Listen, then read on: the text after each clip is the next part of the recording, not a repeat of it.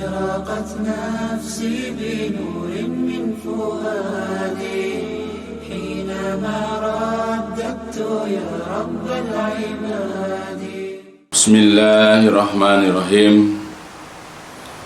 إن الحمد لله نحمده ونستعينه ونستغفره ونعوذ بالله من شرور أنفسنا ومن سيئات أعمالنا. من يهده الله فلا مضل له ومن يضلل فلا هادي له. أشهد أن لا إله إلا الله وحده لا شريك له وأشهد أن محمدا عبده ورسوله. اللهم صل على محمد وعلى آل محمد كما صليت على إبراهيم وعلى آل إبراهيم إنك حميد مجيد. اللهم بارك على محمد وعلى آل محمد كما باركت على إبراهيم وعلى آل إبراهيم إنك حميد مجيد. أما بعد فإن أصدق الحديث كتاب الله وخير الهدي هدي محمد صلى الله عليه وسلم وشر الأمور محدثاتها فإن كل محدثة بدعة وكل بدعة ضلالة وكل ضلالة في النار. Alhamdulillah, pada kesempatan yang baik ini kita akan lanjutkan kajian tentang masalah kubur, yaitu persinggahan pertama menuju akhirat. Ya. Nah, jadi sudah dijelaskan dalam beberapa bab pendahuluan, yaitu sebuah hadis panjang yang diriwayatkan oleh Al-Bara bin Azib. Ya, jadi dari hadis itu kita ambil banyak sekali faidah, banyak sekali pelajaran. Nah, sekarang kita akan lanjutkan kajiannya, yaitu tentang tetapnya keberadaan azab dan nikmat kubur. Jadi sebagai seorang muslim kita wajib mengimani bahwa di dalam alam kubur itu, di dalam alam barzah itu terdapat azab dan terdapat nikmat. Berdasarkan kepada dalil hadis dari Al-Bara bin Azib yang telah lalu, ya pada pelajaran-pelajaran awal, ya dapat dipahami akan adanya azab dan nikmat kubur. Tiada keraguan dan tiada kebimbangan sedikit pun. Azab dan nikmat kubur itu adalah termasuk dari perkara-perkara gaib, di mana tiada seorang pun makhluk yang mengetahui perkara-perkara gaib tersebut kecuali Allah, ya subhanahu wa ta'ala. Sedangkan kita sebagai seorang mukmin wajib beriman, wajib meyakini ya kepada berbagai perkara gaib yang telah dijelaskan oleh Allah subhanahu wa ta'ala dan juga yang telah diterangkan oleh Rasul sallallahu alaihi wasallam, ya sebagaimana dalil-dalil yang telah ada di dalam ayat Quran ataupun hadis-hadis Nabi. Di antara di antara dalil-dalilnya, di antara ya hujjah yang dapat kita ambil, yang pertama adalah Allah pernah berfirman dalam Quran surat An-Naml, A'udzu billahi minasyaitonir rajim, qul la ya'lamu man fis samawati wal ardil ghaiba illallah. Katakan wahai Nabi, la tidak ada ya'lamu yang mengetahui man, ya orang-orang yang fis samawat yang ada di langit, wal ardi dan di bumi. Katakanlah, orang-orang yang ada di langit dan bumi tidak ada yang mengetahui al-ghaiba, kegaiban, illa kecuali Allahu Allah. Ya, para malaikat, jin-jin, begitu juga manusia, tidak ada yang mengetahui perkara-perkara gaib, masalah-masalah gaib kecuali Allah. Begitupun dalam ayat yang lain dalam surat Al-An'am, ya Allah juga berfirman, A'udzu billahi minasyaitonir rajim, wa indahu mafatihul ghaibi la ya'lamuha illa huwa. Wa indahu, dan pada sisinya lah, pada sisi Allah lah, mafatih, kunci-kunci al-ghaib, kegaiban. La tidak ada yang alamuha, tidak ada yang mengetahui kunci-kunci kegaiban itu, ya apalagi kegaibannya maksudnya, illa melainkan huwa, dia, yaitu Allah. Nah, ayat-ayat di atas dan yang semisalnya dengan jelas menerangkan, menjelaskan bahwasanya segala perkara-perkara gaib itu tidak ada seorang pun baik yang ada di langit dan bumi yang mengetahuinya kecuali Allah Jalla wa'ala. Perkara gaib itu apakah tentang waktu terjadinya hari kiamat, kapan, tahun berapa, bulan apa, dan seterusnya, atau tentang masalah rezeki tiap orang, ya, bagaimana rezekinya lapang atau sempit. Begitu juga jodoh, pada usia berapa seseorang menikah, apakah dia menikah atau tidak, dan seterusnya. Itu juga termasuk perkara gaib. Dan begitu ke kematian seseorang di masa depan, ya, kita kapan, pada usia berapa kita meninggal, tidak ada juga yang mengetahui. Begitu juga apa yang terjadi pada umat-umat di masa lalu, ya, kisah-kisah Nabi Adam, Nabi Ibrahim, Nabi Nuh, terus dan terus, ya, itu tidak ada yang mengetahui juga. Kemudian apa yang terjadi di alam kubur, ya, apa yang terjadi di alam barzah dan sesudahnya juga tidak ada yang, itu masalah gaib. Begitu juga alam kehidupan jin dan juga para malaikat. Begitu juga keberadaan surga dengan segala macam kenikmatannya, keberadaan neraka dengan segala macam penderitaannya, dan lain sebagainya. Itu semua adalah perkara-perkara gaib. Tiada seorang pun yang mengetahuinya kecuali Allah, ya, Jalla wa'ala. Dan tiada seorang pun yang diberitahu tentangnya oleh Allah kecuali di antara Rasul yang dikehendaki dan diridhoi oleh Allah, ya, Azza wa Jalla. Ya, jadi tidak ada yang tahu masalah-masalah itu kecuali Allah. Atau juga ada seseorang di antara Rasul, ya, kalau orang selain Rasul nggak mungkin. Jadi Rasul itu pun Rasul-Rasul yang diridhoi oleh Allah, yang dikehendaki oleh Allah. Ya, jadi kalau seandainya sekarang ada di antara manusia sok tahu masalah gaib, ya, maka dia pasti dusta, dia pasti bohong. Apakah itu misalnya peramal, dukun-dukun, orang-orang pintar, ya, dia sok mengetahui perkara gaib masa depan, atau sesuatu yang terjadi di tempat lain, atau keberadaan jin atau malaikat dan yang semisalnya. Kalau andai kata ada orang mengaku-ngaku seperti itu, berarti dia dusta, ya, gitu. Dan kita juga tidak boleh meyakini orang-orang seperti itu karena bisa membawa kita kepada kemusyrikan. Ayatnya adalah Allah mengatakan, a'udzubillahi minasyaitonir rajim. Alimul ghaibi fala yuzhiru ala ghaibihi ahadan illa man irtada mir rasul. Alimu, dialah Allah yang mengetahui al-ghaib, kegaiban. Fala yuzhiru, Allah tidak pernah memperlihatkan, Allah tidak pernah menampakkan ala ghaibihi, atas kegaibannya tersebut, ya, atas perkara-perkara gaibnya tersebut, ahadan, kepada seseorang pun, illa, kecuali manirtado, kecuali kepada orang yang Allah ridhoi, mir rasul, di antara rasul. Ya, jadi hanya kepada rasul yang Allah ridhoi. Jadi itu pun rasul-rasul tidak semua tahu, hanya rasul-rasul yang, apalagi orang biasa.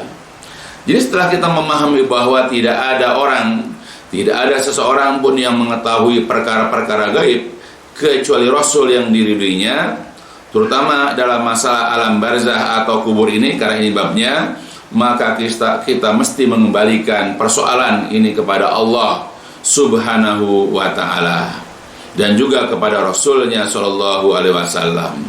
Ya, jadi kalau bicara, ya, kita berbincang, kita belajar tentang masalah-masalah kegaiban dalam perkara, ya, alam barzah atau alam kubur, kendala kita kembalikan, ya, kepada Allah dalam ayat-ayatnya atau kepada Rasulullah SAW, karena, ya, Allah dan Rasul inilah yang paling mengetahui tentang perkara gaib dalam masalah kubur. Kewajiban yang dibebankan kepada kita sebagai umatnya adalah mengimani, imanlah, ya, kepada semua, ya, mengimani semua perkara-perkara gaib sebagaimana yang telah diungkapkan dan dijelaskan di dalam Al-Quran yang mulia dan juga hadis-hadis Nabi Sallallahu Alaihi Wasallam yang telah sabit dan sahih. Karena alam barzah atau alam kubur ini termasuk dari perkara-perkara gaib, maka keberadaan dan keadaannya itu tidak dapat dirasakan oleh panca indera kita, ya, oleh indera-indera kita. Misalnya mata sebagai alat penglihatan tidak akan dapat menembus, ya dalamnya alam jin dan para malaikat yang gaib. Kita tidak bisa ya mengetahui dengan mata kita ya bagaimana jin itu barangkali lewat di hadapan kita atau berada di suatu tempat ya yang sebetulnya dalam jangkauan mata kita, tapi karena gaib kita tidak bisa melihat kecuali ya dengan izin Allah. Begitu juga keluarnya ruh dari jasad ketika dicabut oleh malaikat maut ya, lalu diperjalankan ya sampai ke langit 7. Begitu juga kita ketika kita menemani kerabat kita atau sahabat kita yang sedang dalam kondisi sakaratul maut lalu dicabut ruhnya ya, kita tidak bisa melihat malaikat maut mencabut ruh tersebut, dan kita juga tidak bisa melihat bentuk ruh ketika dicabut. Ini adalah masalah gaib. Lalu ruh itu diperjalankan sampai ke langit ke-7 kalau dia orang mukmin ya.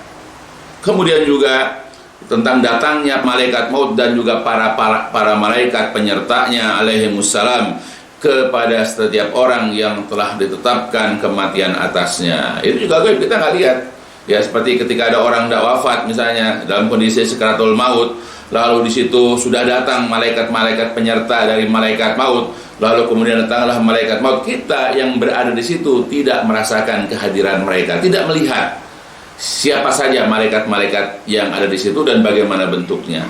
Ini masalah gaib.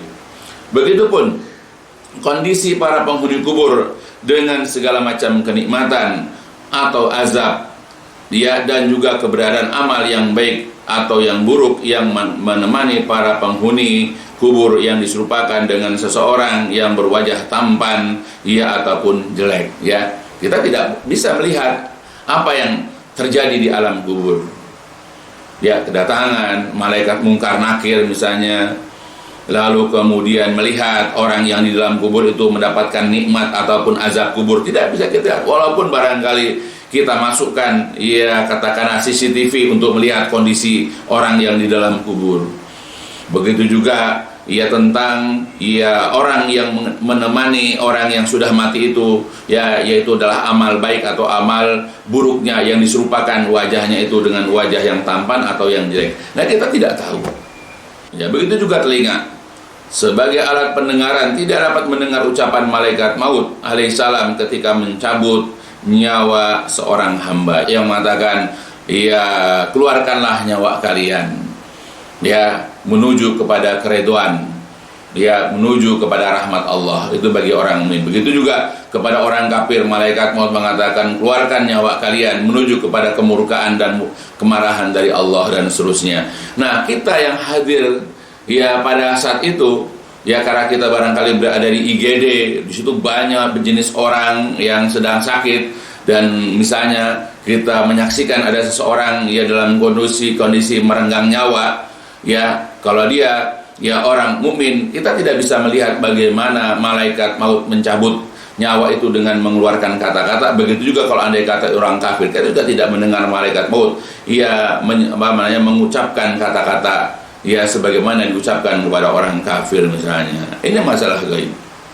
Begitu juga kita tidak mendengar bentakan dan pertanyaan malaikat mungkar dan nakir kepada setiap penghuni kubur ya, kita juga tidak mendengar ya. Misal rumah kita sebelah dengan kuburan misalnya ya, kita tidak akan mendengar bagaimana malaikat mungkar nakir datang kepada penghuni kubur lalu menanyakan perkara-perkara agama, man rabbuka wa ma ilmuka bihadzal rajul wa ma dinuka wa ma amaluka dan seterusnya ya, kita tidak bisa mendengar. Begitu juga kita tidak bisa mendengar ya dengan telinga kita setiap jeritan penghuni kubur dikala disiksa di dalamnya ya. Ya, karena setiap saat orang-orang yang berhak mendapatkan azab kubur itu disiksa dengan berbagai macam siksaan sesuai dengan dosa-dosanya.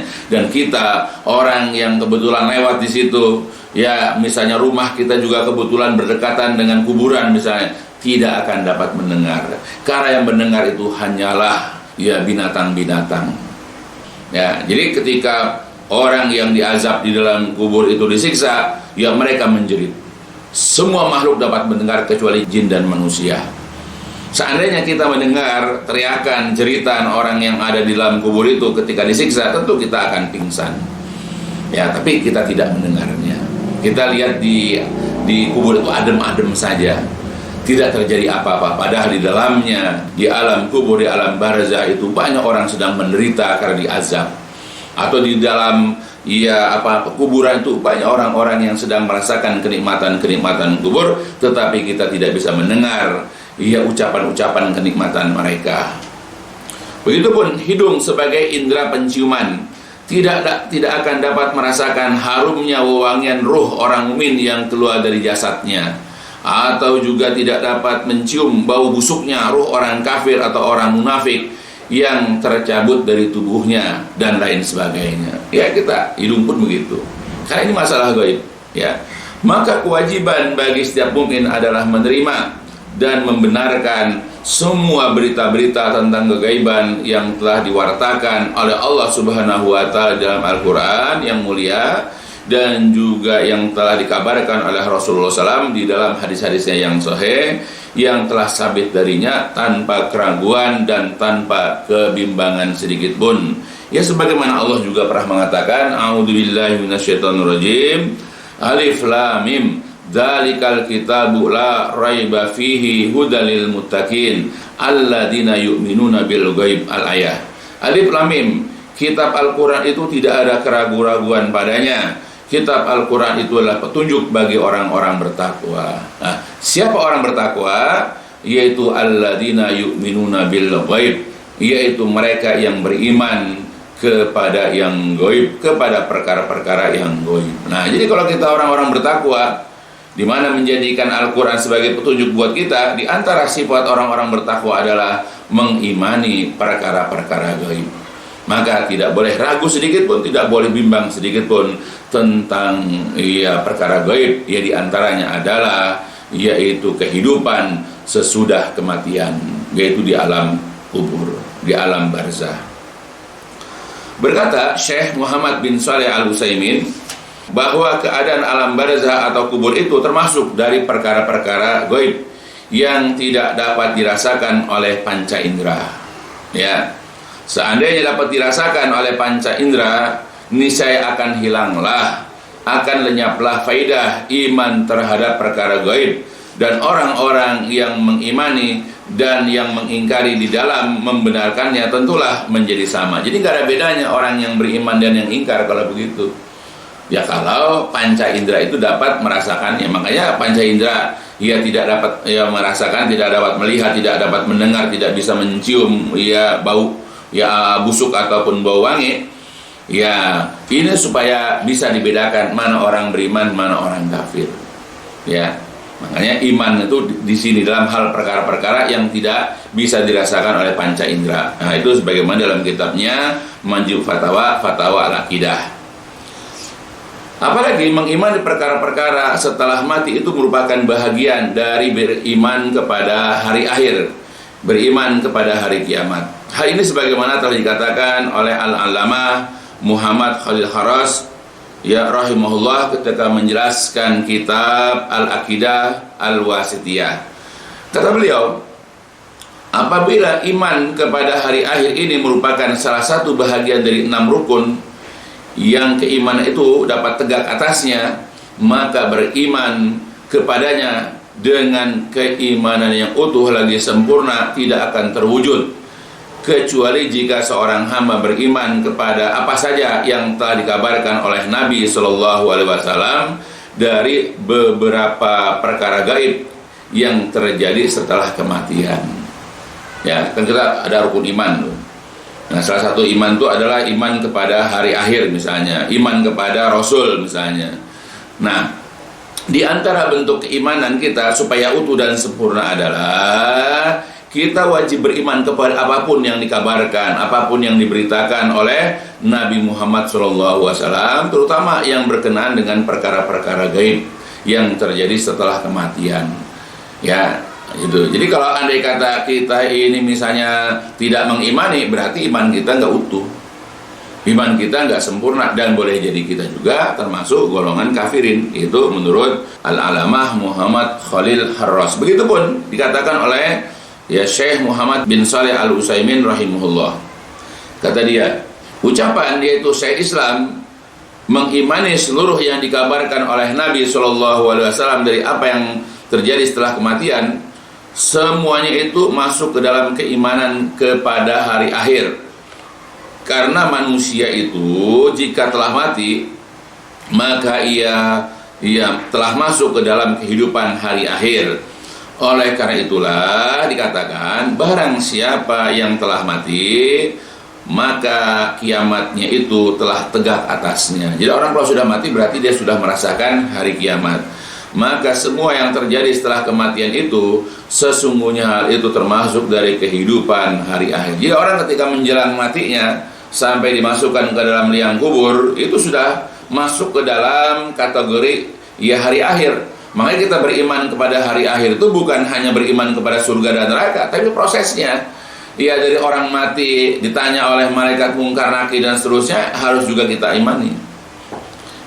Itu. Jadi di antara kesempurnaan dan keutuhan iman seseorang itu adalah juga mengimani apa yang dikabarkan oleh Rasulullah ketika dia wafat, dia dicabut ruhnya oleh malaikat maut, dibawa ruhnya itu ke langit. Kalau dia beriman sampai ke langit ke-7, kalau dia nggak beriman langsung dia dimasukkan lagi ke dalam liang kubur, lalu datang malaikat mungkar nakir menanyakan itu dan seterusnya. Itu adalah merupakan bahagian awal daripada hari akhir dan kita wajib mengimaninya.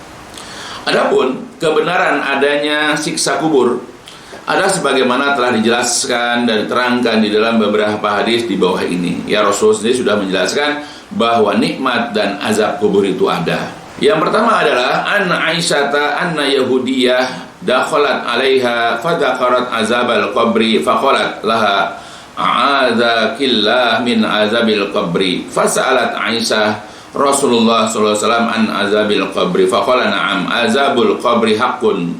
Qalat Aisyah fama ra'aitu Rasulullah SAW yusalli salatan ba'du illa ta'awwaza min azabil qabri. Dari Aisyah radhiyallahu anha, istri beliau tercinta, bahwasanya ada seorang wanita Yahudi pernah masuk bertandang ke rumahnya.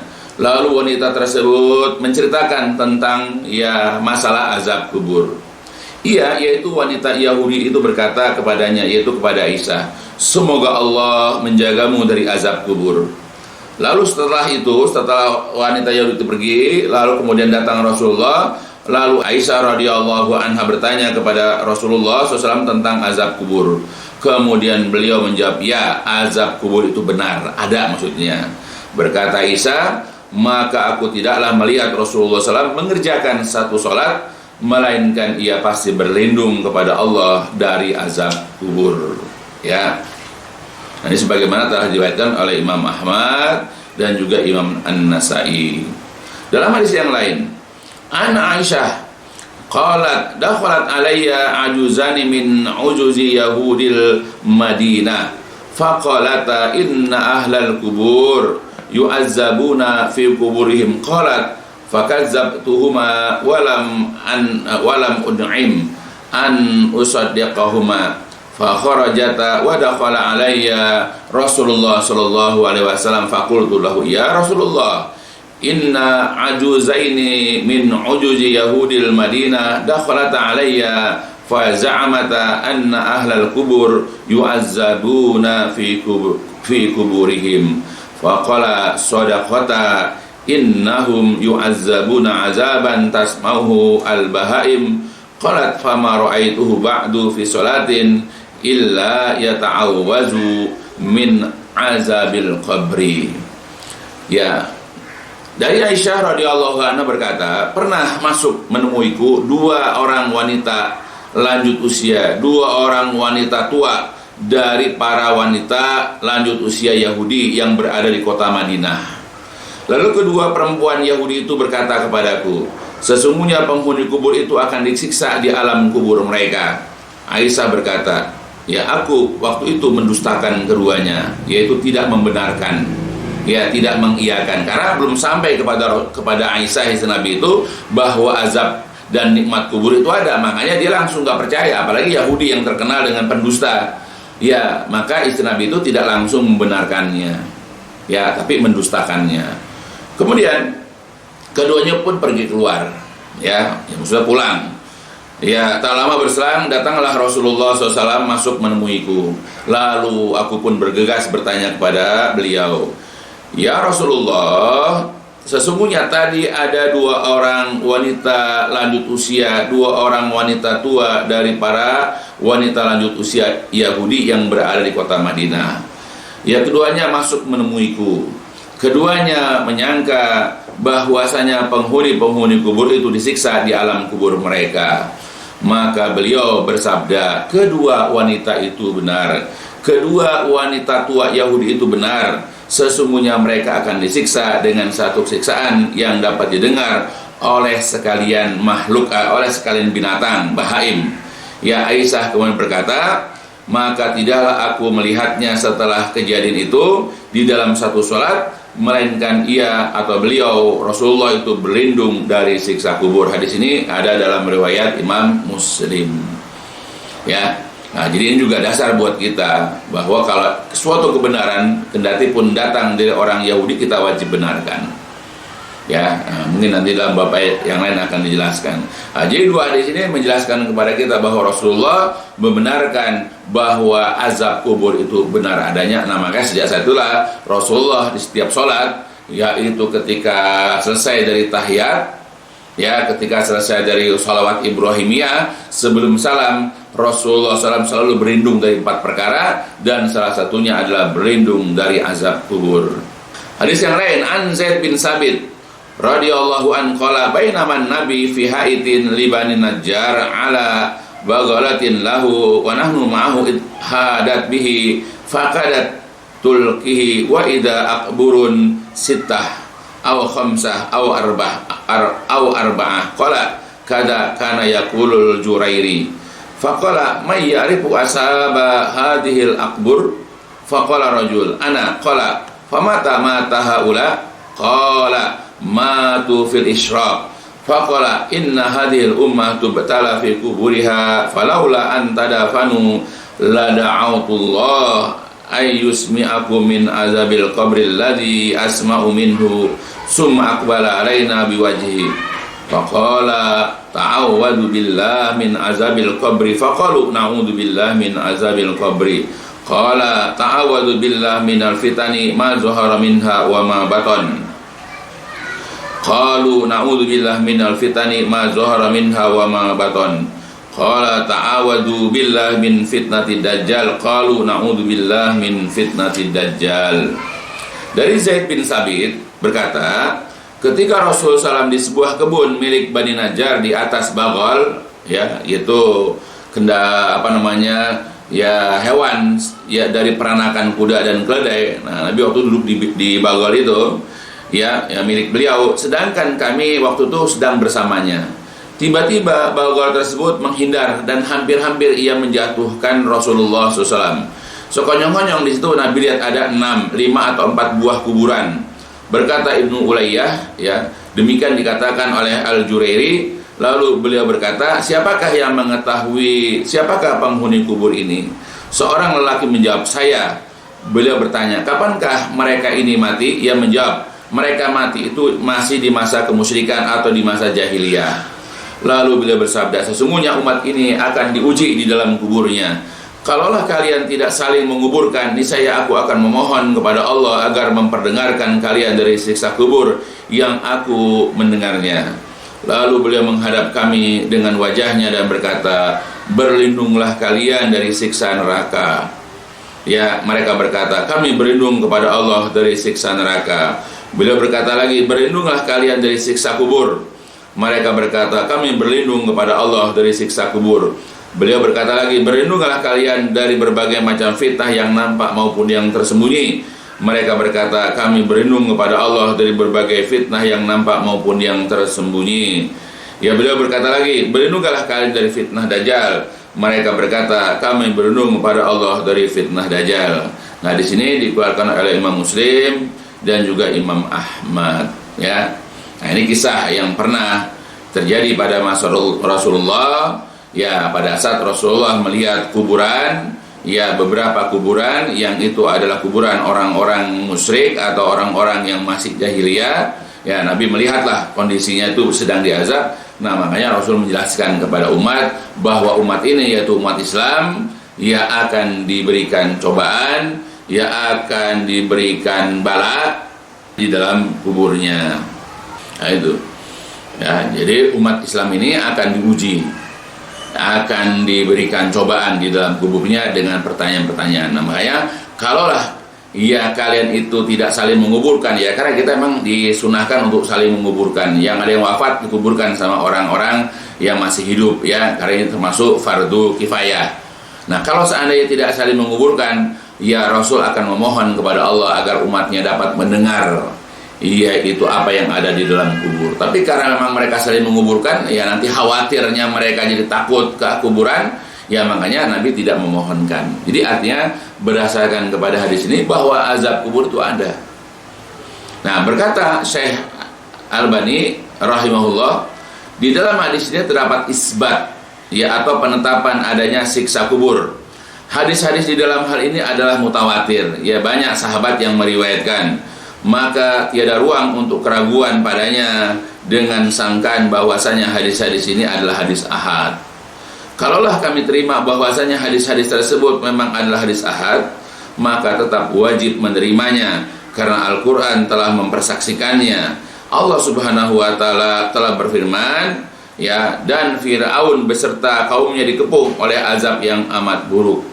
Kepada mereka diperlihatkan neraka pada waktu pagi dan petang, dan pada hari terjadinya kiamat dikatakan kepada para malaikat, masukkanlah Fir'aun dan kaumnya itu ke dalam azab yang sangat keras. Ya, jadi Fir'aun dan bala tentaranya setiap pagi dan sore. Kapan itu? Yaitu ketika mereka di dalam alam barzah, ketika mereka di alam kubur, ya mereka senantiasa melihat pada waktu pagi dan sore itu azab yang bakalan mereka terima nanti di hari kiamat. Nah, itu adalah merupakan siksa tambahan di samping siksaan lain yang ada di dalam kubur. Jadi berdasarkan dua hadis beserta penjelasan di atas dapat dipahami bahwasanya azab dan fitnah kubur itu ada. Tiada keraguan sedikit pun apalagi dipertentangkan. Sebagaimana azab kubur itu ada dan akan diberikan kepada orang-orang yang memang berhak ya untuk mendapatkannya dari golongan kafirin, dari golongan musyrikin ataupun orang-orang munafik dan yang semisal mereka, maka nikmat kubur juga ada. Ya, jadi kalau tadi kan dijelaskan masalah ya azab atau siksa kubur yang dijelaskan. Nah, berarti ya nikmat kubur juga ada. Ya, tidak boleh ragu, ya tidak ada kebimbangan secuil pun, dan akan didapat oleh orang yang memang layak untuk memperolehnya, ya yang layak untuk mendapatkan nikmat-nikmat kubur itu dari kalangan orang-orang mukmin. Oleh sebab itulah setiap muslim yang berpemahaman ahlus sunnah wal jamaah wajib meyakini semuanya itu dengan keyakinan yang penuh dan utuh. Karena ini adalah merupakan bentuk tanda ya atau merupakan ciri-ciri orang yang beriman adalah mengimani apapun yang dibawa oleh Rasulullah SAW, apapun yang telah dijelaskan oleh Allah di dalam Al-Quran, tidak boleh kita ragu. Ya, nah itu. Ya mudah-mudahan apa yang dijelaskan tentang masalah ini ya bisa menambah pengetahuan buat kita, bisa menambah keimanan buat kita bahwa azab kubur dan nikmat kubur itu ada dan telah dirasakan oleh orang-orang yang telah meninggal, ya buat orang-orang yang telah mati sekarang ini. Dan insya Allah kelak pun kita ketika menemui ajal, ketika kita menjumpai kematian, kita juga akan mendapatkan salah satu di antaranya, apakah nikmat atau azab kubur.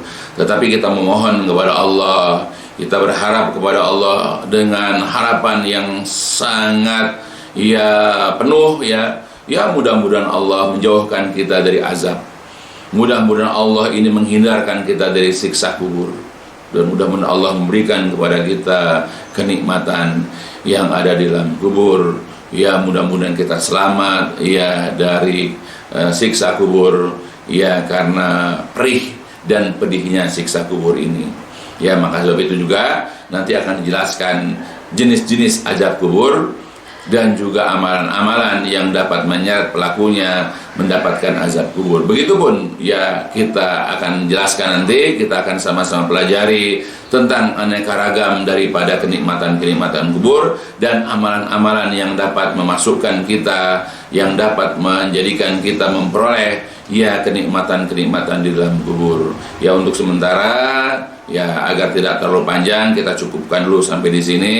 Ya mudah-mudahan berfaedah, bermanfaat untuk kita seluruhnya, khususnya untuk saya sendiri, supaya mudah-mudahan bisa menambah keimanan, menambah pengetahuan buat saya, dan begitu juga untuk keluarga besar saya dan kepada seluruh kaum muslimin. Dan ditutup, diakhiri dengan walhamdulillahirabbil alamin, subhanakallahumma wa bihamdika asyhadu an la ilaha illa anta astaghfiruka wa atubu ilaik. لسوف أعود يا أمي أقبل رأسك